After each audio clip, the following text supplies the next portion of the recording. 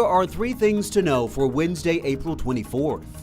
More protests on college campuses tonight. Students in Austin, Texas, and USC now taking part in major demonstrations. Students are calling for their universities to stop working with companies that are connected to Israel. Cal Poly Humboldt is closed through the weekend as protests there turn physical. At Columbia, classes are online for the rest of the week. Jewish students are saying they don't feel safe.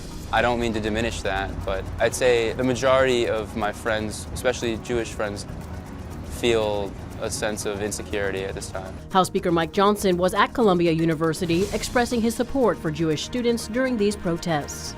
Airlines now have 6 months to implement new automatic refunds for passengers. This would happen if your flight is canceled or delayed more than 3 hours. Passengers are also eligible if your airport changes, if your seat is downgraded, or even if the type of plane changes to one with limited accessibility. Airlines will have 7 days to issue the refunds. We hear again and again from passengers who describe how hard they have to push just to get the refunds that are owed to them. And often our consumer protection team has had to impose multi-million-dollar penalties on airlines just to get them to do what should already be required.